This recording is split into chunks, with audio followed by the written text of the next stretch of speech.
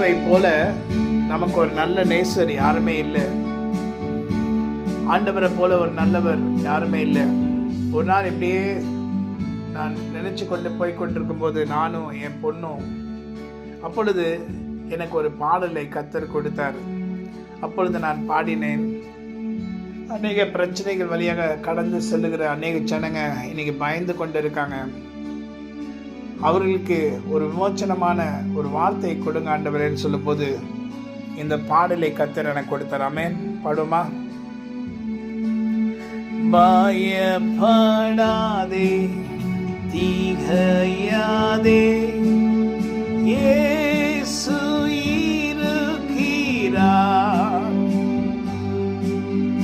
உன் கண்ணீரை துடைப்பாரே, ஓர் கரத்தினால். இயேசுவை போல் அழகுள்ளோ யாருமே இல்லை. அன்பரை போல் மென்மையானவர் ஒருவரும் இல்லை. ஹல்லேலூயா.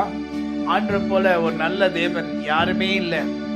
மென்மையானவர், இனிமையானவர், நன்மை செய்கிறவர், ஆலோசனை கர்த்தர், நம்மை நடத்துகிறவர், கரத்தை பிடித்து நம்மை நடத்துகிறார். வேதத்திலே பார்க்கிறோம், ஒரு தாய் தன் பிள்ளையை தாலாட்டி தேற்றுகிறது போல நான் உங்களை தேற்றுவேன்.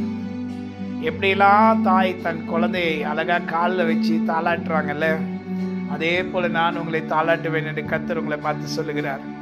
யார் இப்படிலாம் சொல்லுவாங்க? ஒரு பிள்ளையை கையை பிடிச்சிட்டு கொண்டு போகிறது போல உங்களை கொண்டு போவேன். நீங்கள் எதை குறித்து பயப்படாதீங்க, ஏன்னா நான் உங்களை பிடிச்சு கொண்டு போகிறேன். ஒருவேளை உங்கள் அப்பா உங்கள் கையை பிடிச்சிட்டு போனாங்கன்னா ஒரு சந்தோஷத்தில் நான் போவோம்ல. ஆனால் வானத்தையும் பூமியை உண்டாக்கின சர்வவல்ல தேவனாய் கர்த்தர் நம்முடைய கையை பிடிச்சிட்டு போனார்னா ஏதாவது பயம் இருக்குமா? ஒரு பயமும் இருக்க வேண்டாம். ஹல்லேலூயா. அவர் சொல்லார், பயப்படாதே, திகையாதே, நான் உன் தேவனாகிய கர்த்தர். உன் கண்ணீரெல்லாம் அவருடைய பொற்கரத்தினால் துடைத்து உன்னை மகிழ செய்வார். ஆனந்த சந்தோஷத்தில் நீ மகிழ்வாய். ஆமென். God bless you. Have a wonderful day. Amen.